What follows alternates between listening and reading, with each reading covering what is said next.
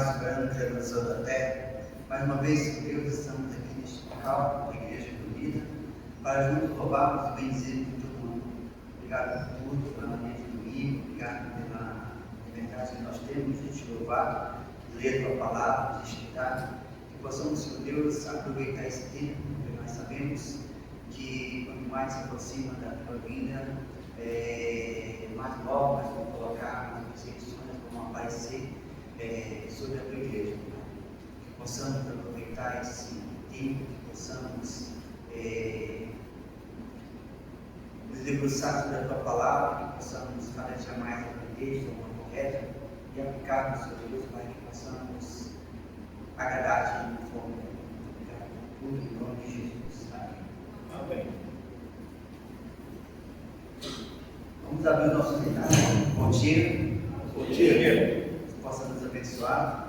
Para o livro de número 7, da profissão. E curtir a maravilha divinas.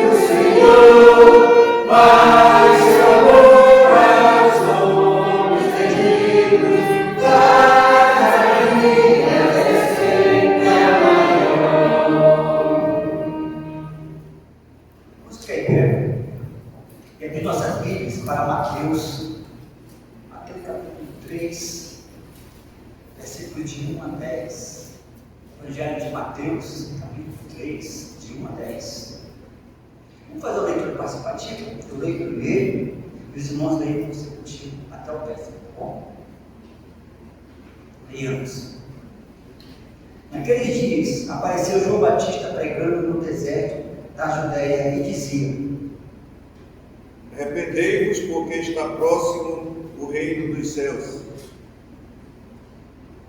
Porque este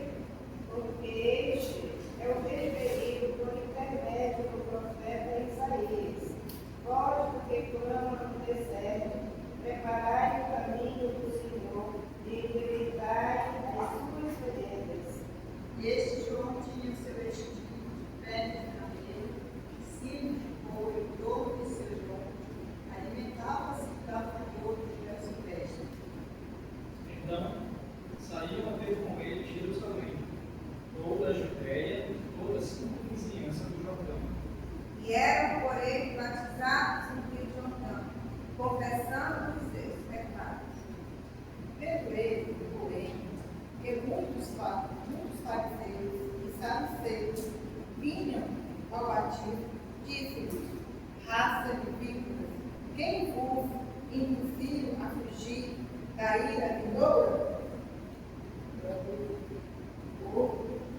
Produzindo o fruto digno de arrependimento. Então, não presumo mais de vós dele, dizendo, Deus como pai Abraão, porque eu vos digo, mesmo destas pedras, Deus pode suscitar filhos a Abraão. Já está posto ao machado a raiz das árvores. Toda árvore, pois, que não produz com fruto é cortada e lançada ao fogo. Pedir que o nosso nome maior, mas a leve Deus agradecendo assim pela leitura feita. Deus vai dar as mãos, vai Deus vai agradecendo por dar na vida que nós merecemos também por tudo. Possamos cada dia pegar o Pai do Evangelho e arrependimento outra presente dessa informação, nós agradecemos em nome de Jesus. Amém. Deus assentai-nos. Estamos agora no nosso memorizado, os irmãos que têm aí o seu discípulo, ou a sua tirinha, que eu gostaria de compartilhar conosco. Fiquem à vontade, como está aberto. Isaías 43:11. Eu sou o Senhor, e fora de mim não há salvador. Os céus proclamam a glória de Deus, e o firmamento anuncia as obras de suas mãos. Salmos 19.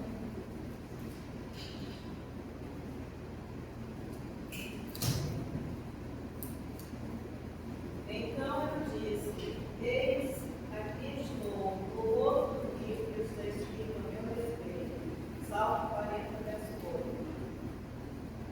Romanos 3:23 diz: Todos pecaram e carecem da glória de Deus.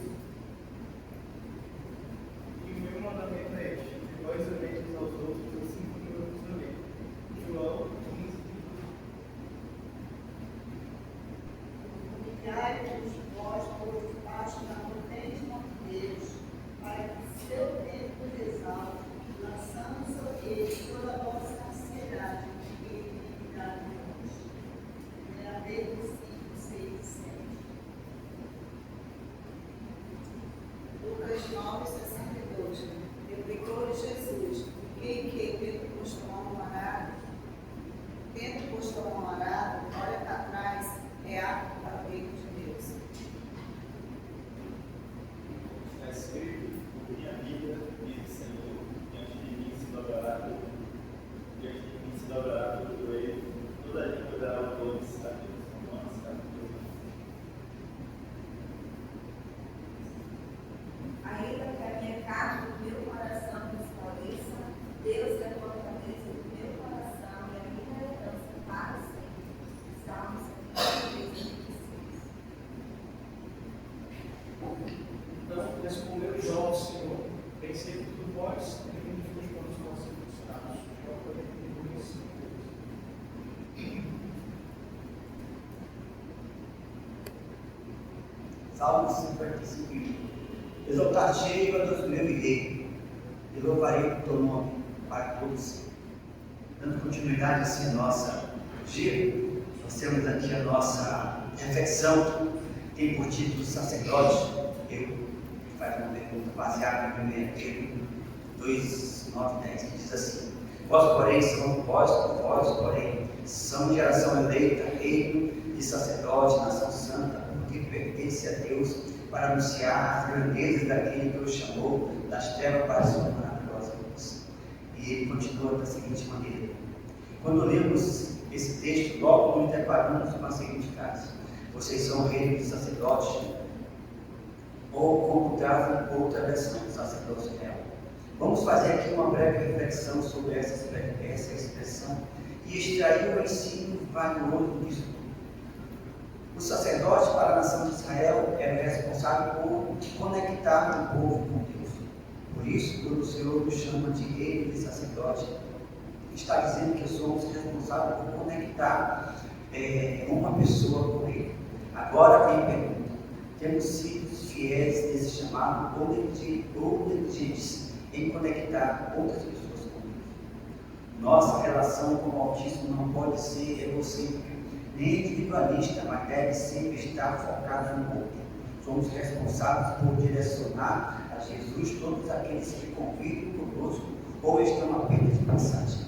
A sociedade, de forma geral, tem sido individualista e esse comportamento também tem permeado a vida de muitos cristãos. Pode até ser que não percebemos, mas acabamos negligenciando o nosso próximo. Não é isso que a Bíblia nos ensina.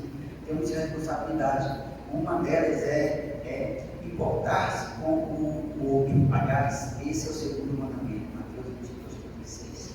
Precisamos nos importar com aqueles que estão mais perto de nós, como uma família, colega de estudo ou trabalho. Como fazer isso? Devemos começar orando pelas pessoas, pedindo para o Senhor prepare uma oportunidade para a palavra de Jesus para ela.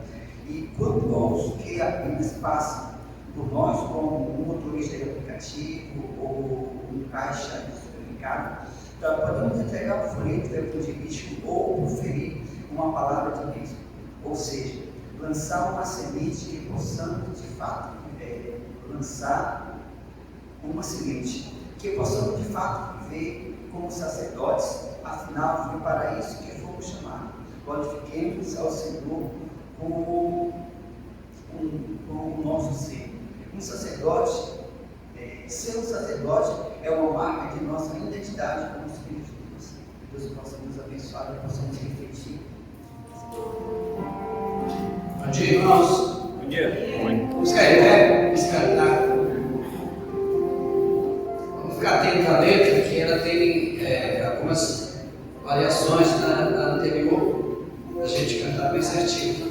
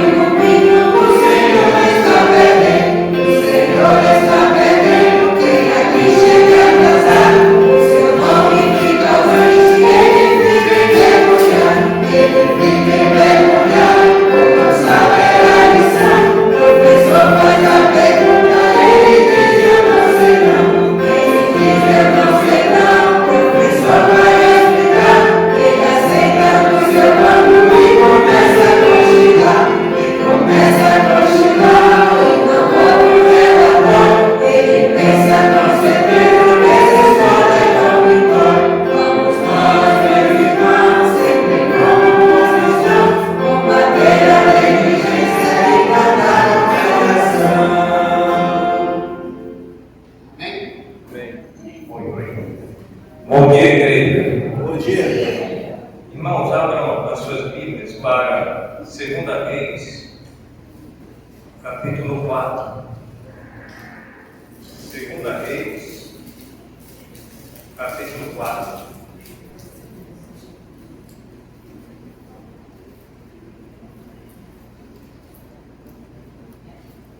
Não sei se o Isaac tem aí, Isaac. Aquela primeira ressurreição, aquele estudo. Está salvo aí? Veja aí, por favor. Se tiver, coloca aí para relembrar os irmãos. Nós estamos estudando, irmãos, uma série de estudos sobre as ressurreições. Domingo retrasado, nós falamos sobre a primeira ressurreição.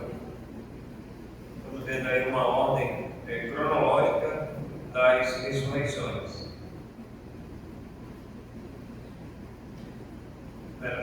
Só por favor. Quem lê? Entregou o ouro. Eu ia perguntar qual foi a primeira ressurreição que nós estudamos. A maioria dos irmãos já lembra? Então coloca aí, de volta. Então, a primeira ressurreição, irmãos, é a história de de Elias e também esta mulher que perdeu seu filho e Elias vai ressuscitar o filho desta mulher. Está registrado aí em 1 Reis, nós vimos aí 1 Reis capítulo 17, começando a partir do versículo 8. Então temos aí essa história, temos aí nos slides, só para a gente relembrar. Os irmãos lembram um pouco da história, o que estava acontecendo, o contexto. Os irmãos lembram que Elias ele se deparou com o rei Acabe e a sua esposa, né, que era a Jezabel. E Acabe ele foi o rei perverso, depois da morte dos seus pais. A Bíblia diz que não teve outro pior do que ele. Parece que ele foi bem cruel mesmo, né? Ele era bem maldoso. E o Senhor levantou o profeta Elias para falar com ele, dizendo que não iria chover durante 3 anos e 6 meses. Então a escassez era muito grande. E o Senhor disse para Elias que ele tinha que fugir, né? E o Senhor ia sustentar o seu servo com pão e carne. Ali na torrente de Querite, ele foi parado ali, e os povos que traziam esse alimento. Deus usou até os povos, né, até os pássaros. A natureza está sob o controle de Deus, nada foge do controle do Senhor. Até mesmo a sua própria criação, que Ele mesmo criou, está sob o seu domínio. Nada foge do seu controle. Deus então vai usar aquele espaço e de repente a torrente ela secou, não havia mais e não chovia mais sobre a terra. Então o Senhor disse para Elias, então Elias vai, desponte e vai a Serepta, que pertence a Sidom, tem hora ali, onde eu ordenei a uma mulher viúva que te dê comida. Aí o mapa, aí está lá embaixo, né, na torrente de Querite, aí em Tesla, que era dali, Elias, Tesbita, você fala de Tesbita, ele era dessa região aí, dessa cidade de Tesla. Ele passa pelo mar da Galileia, chega até a Serepta, onde estava essa viúva. Pode passar. E a viúva está também lutando, né, porque a seca vai chegar lá também. Natália apanhando os gravetos, ele se apresenta, conversa com ela e diz para ela fazer o alimento para ele, dentro de toda aquela conversa. E ela diz, não, eu só tenho um punhado de azeite na panela, um pouco de azeite, a botija também já está secando, né? Tem aqui alguns cavalos, né? Está carregando a madeira, né? Alguns cavalos. Ela vai fazer uma comida para ela, para o filho dela, e ela já pensava em morrer. Né? Vou fazer aqui, meu filho, vamos comer e vamos morrer. Pode passar. Ela ficou pensativa, né? Um dia Deus falou para ela. Ele disse para ela, olha, não temas, vai, faz para mim primeiro um bolo pequeno e traz para mim aqui fora, fará para ti e para o teu filho. Vai, faça. Então, aí ela foi lá, fez, pode passar. Pode dar o bolo, está mexendo lá. Próximo. É só um punhado de farinha, um pouco de azeite. Já vai fazer o ovo para eles. Próximo. Estão comendo lá, estão alegres. Eles tinham falado. Próximo. E de repente o filho dela adoece e ele morre. E ela disse para Elias que ele foi o causador da iniquidade, dos pecados, do pecado dela. E Deus está punindo ela com a morte do seu filho. E ela acusa Elias pela morte do filho. E, na verdade, ele não tinha culpa nenhuma. Né? Deus estava dirigindo essa história. Próximo. O Elias pega o menino e no quarto ali ele vai clamar ao Senhor. E o Senhor vai ouvir a voz de Elias e o menino vai ressuscitar.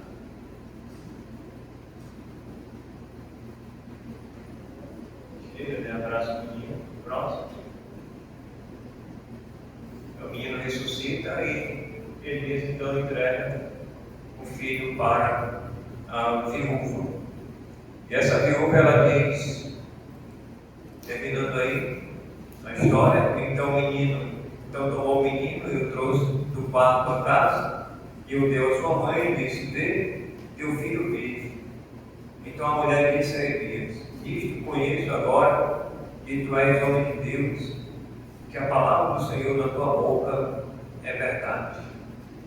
Então, as palavras que eles falavam, irmãos, nada caía por terra, não ficava no esquecimento, não era uma promessa que não iria se cumprir, pelo contrário, todas as palavras que eles falavam era verdade e se cumpria literalmente. E hoje nós vamos então para a segunda ordem cronológica das ressurreições. Está registrado em 2 Reis, capítulo 4. Não vai tomar muito tempo, nós temos algumas atividades hoje, mas nós vamos falar, irmãos, estamos falando da palavra de Deus, a gente não pode também deixar de falar, temos que falar. Então, segunda Reis, capítulo 4.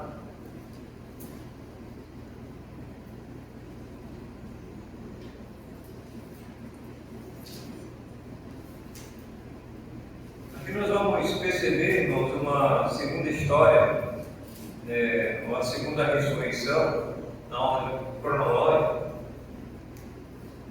A segunda história, ela se assemelha um pouco com a primeira ressurreição.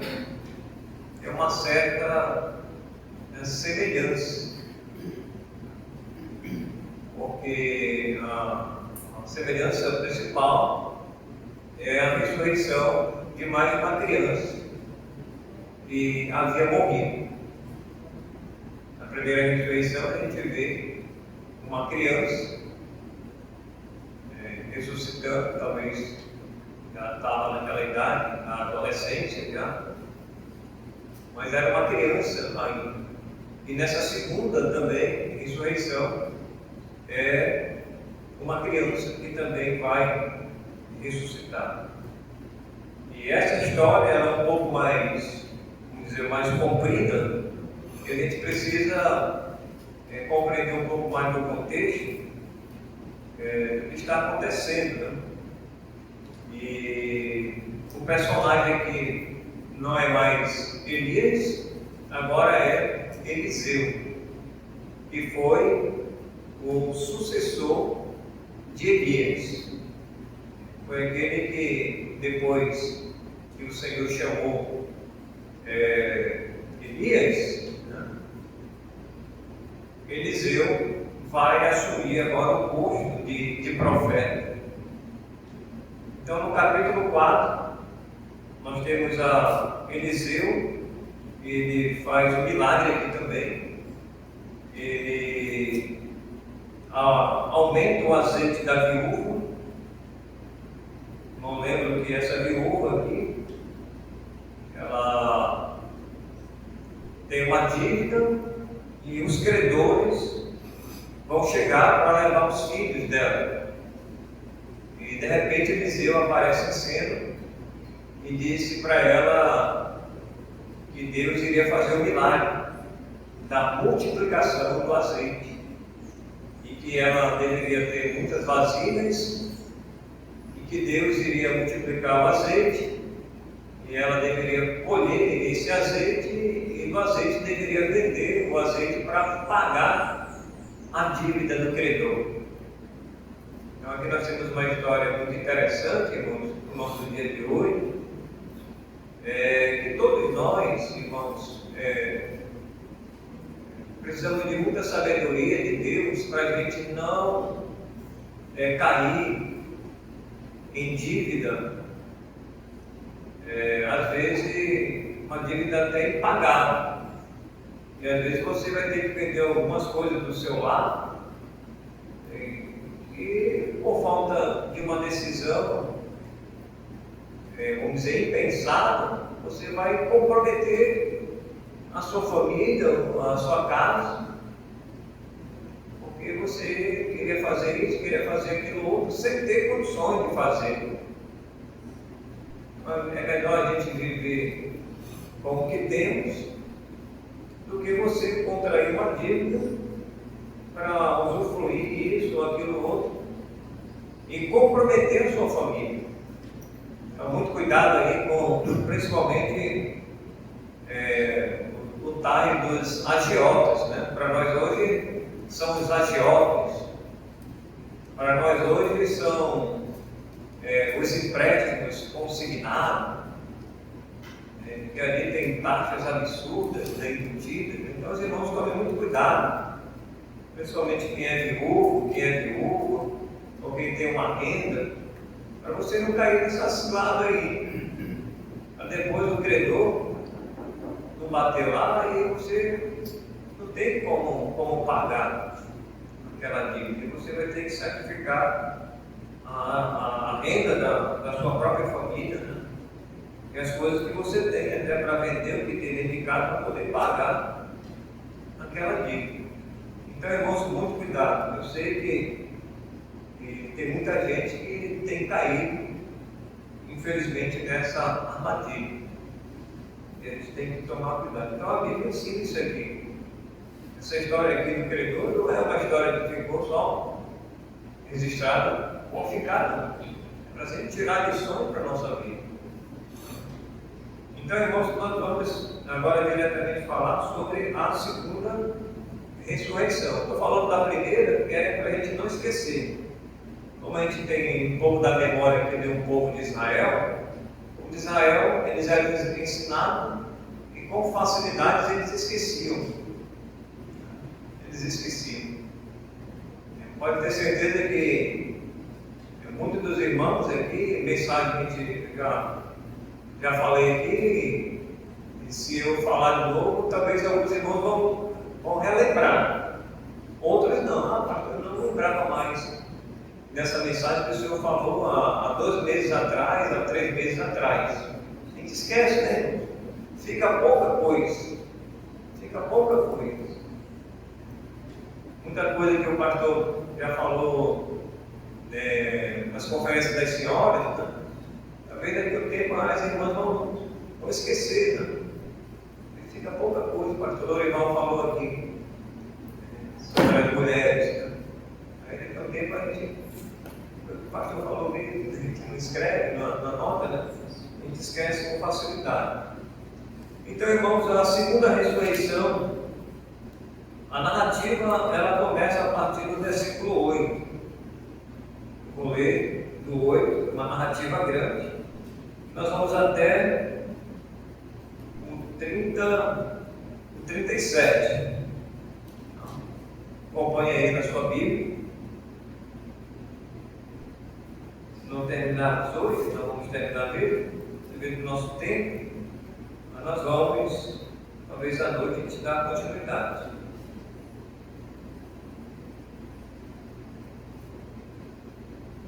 História interessante. Diz assim: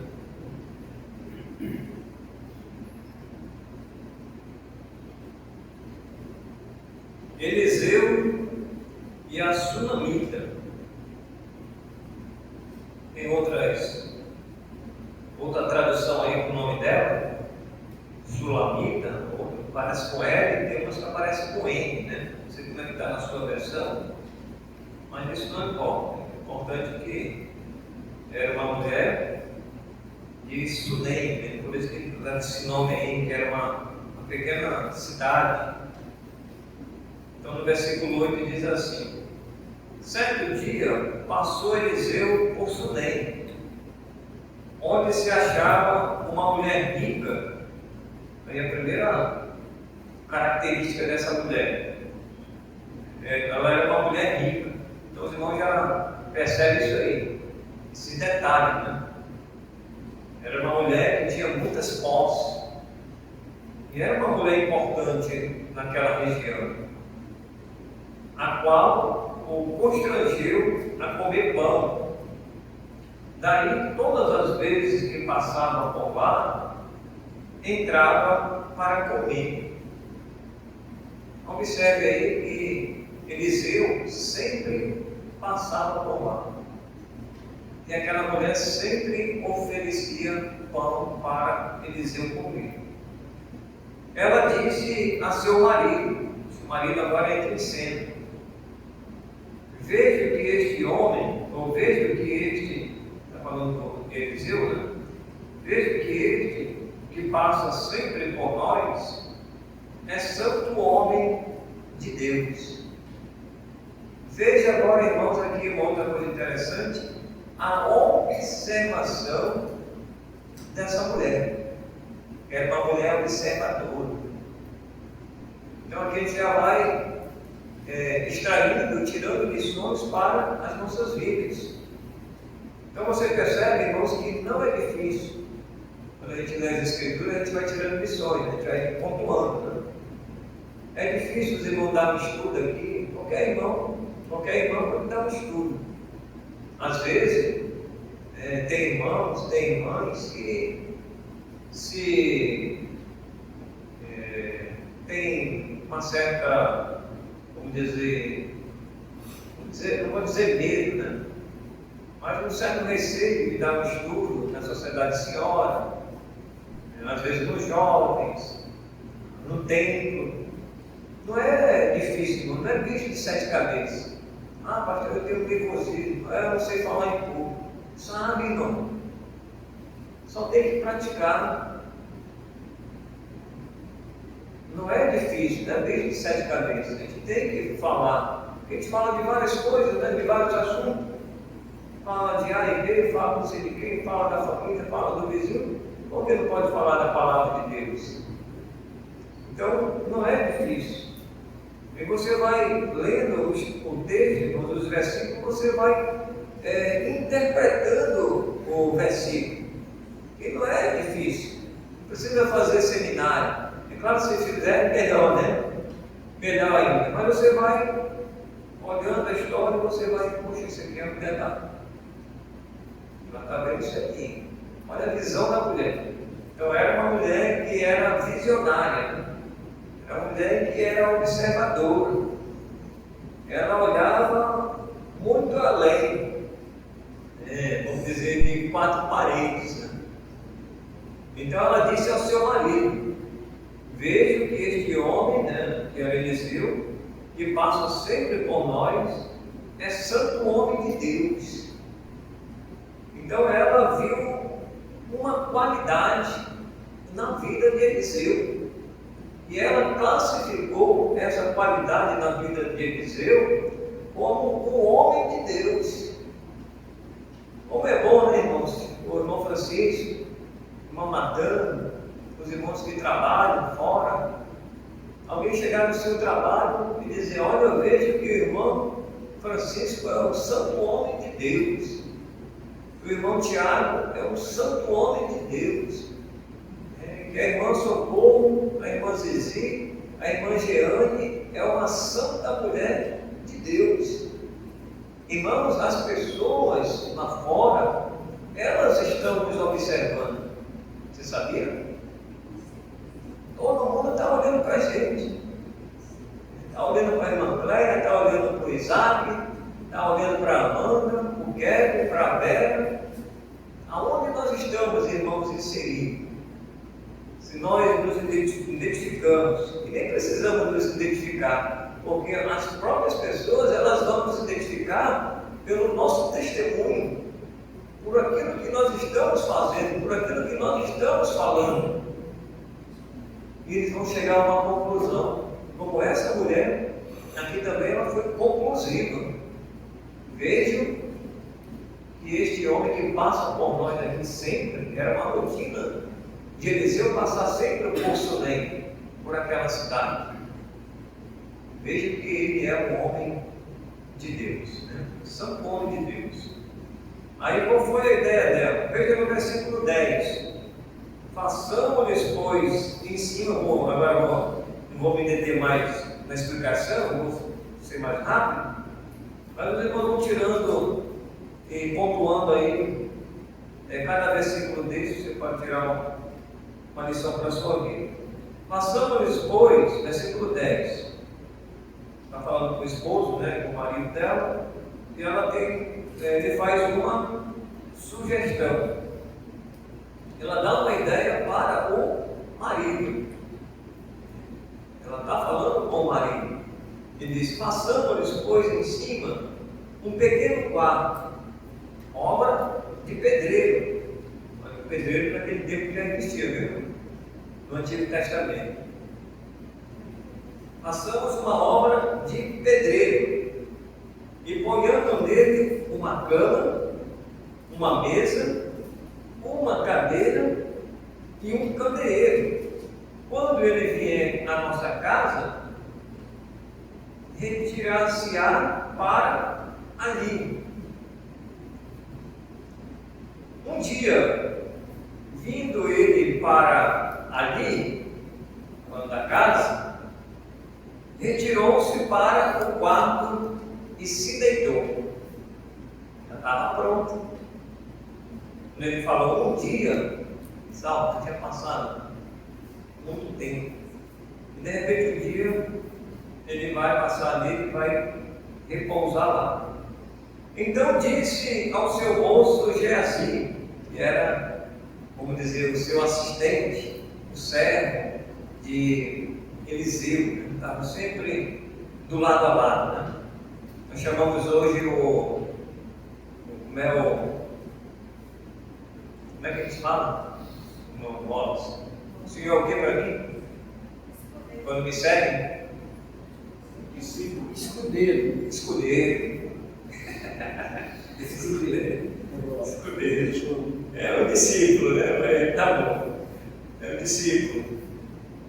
Então disse o Geazi era o discípulo de Eliseu, era o escudeiro.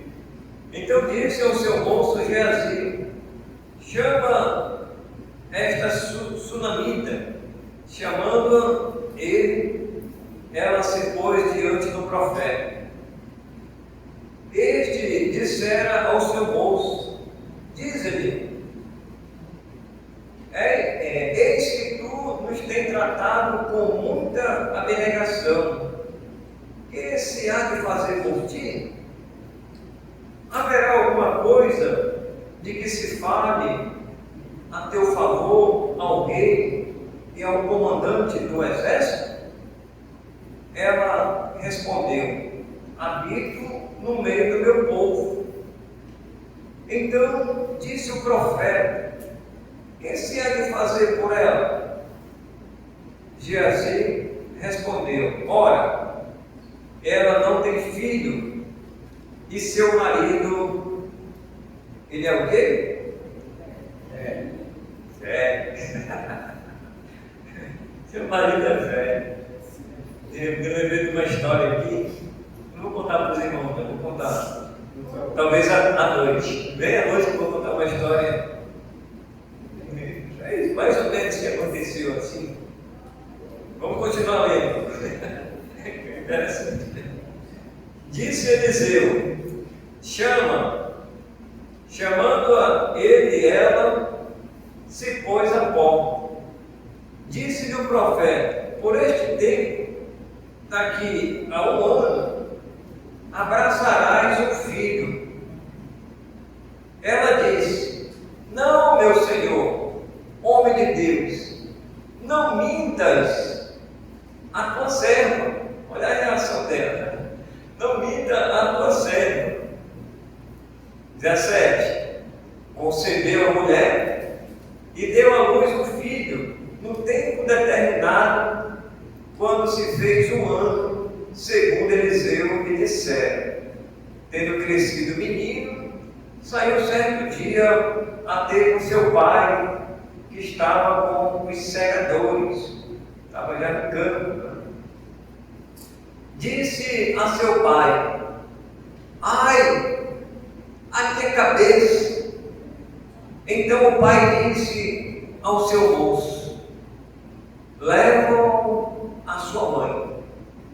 Ele o tomou, levou a sua mãe, sobre cujo os joelhos ficou sentado até o meio-dia e morreu. Subiu ela e deitou sobre a cama do homem de Deus, fechou a porta e saiu. Chamou a seu marido e lhe disse: manda-me um dos moços e uma das jumentas, para que eu corra ao homem de Deus e volte. Perguntou ele: por que vais a ele hoje? Não é dia de festa da lua nova, nem sábado. Ela disse: não faz mal. Então fez ela albardar a jumenta e disse ao moço: guia e anda, não te detenhas no caminhar, senão quando eu disser. Partiu ela, pois, e foi ter com o homem de Deus ao Monte Carmelo. Vendo de longe o homem de Deus, disse a Geazi, seu moço: eis aí a sunamita. Correu ao seu encontro e disse-lhes: vai tudo bem contigo? Com teu marido? Com o menino? Ela respondeu: tudo bem. Chegando ela, pois, ao homem de Deus, ao monte, abraçou-lhes os pés. Então se chegou Geazi para arrancá-las, mas o homem de Deus lhe disse: deixai-a, porque a sua alma está em amargura, e o Senhor o encobriu e não o manifestou. Disse ela: pedi a meu Senhor algum filho? Não, disse eu. Não me enganes. Disse o profeta a Geazi: cinge os lombos, toma o meu bordão contigo e vai. Se encontrares alguém, não o saúdes, e se alguém te saudar, não lhe responda. Põe o meu bordão sobre o rosto do menino. Porém, disse a mãe do menino: tão certo como vive o Senhor e vive a tua alma, não te deixarei. Então ele se levantou e a seguiu. Geazi passou adiante deles e pôs o bordão sobre o rosto do menino. Porém não houve nele voz nem sinal de vida. Então voltou a encontrar-se com Eliseu e lhe deu o aviso e disse: o menino não despertou. Tendo o profeta chegado à casa, eis que o menino estava morto sobre a cama. Então entrou, fechou a porta sobre eles ambos e orou ao Senhor. Subiu à cama pondo a sua boca sobre a boca dele, os seus olhos sobre os olhos dele, e as suas mãos sobre as mãos dele, se estendeu sobre ele, e a carne do menino aqueceu. Então se levantou e andou no quarto uma vez, de lá para cá, tornou a subir e se estendeu sobre o menino. Este espirrou 7 vezes, olha, foi 7 espirros, e abriu os olhos. Então chamou a Geazi e disse: chama a sunamita. Ele a chamou, e apresentando-se ela ao profeta, este lhe disse: toma o teu filho. Ela entrou, lançou-se aos pés dele e prostrou-se em terra. Tomou seu filho e saiu. Irmãos, aqui nós temos então essa narrativa, né? Nessa história interessante. Então, à noite, nós vamos dar continuidade, que os irmãos não faltem, né? Para a gente concluir essa história, né? Que é interessante. Vamos orar? Senhor, queremos agradecer que o Senhor aplique as tuas verdades aos nossos corações. É no nome de Jesus que nós oramos. Amém. Divisão das classes.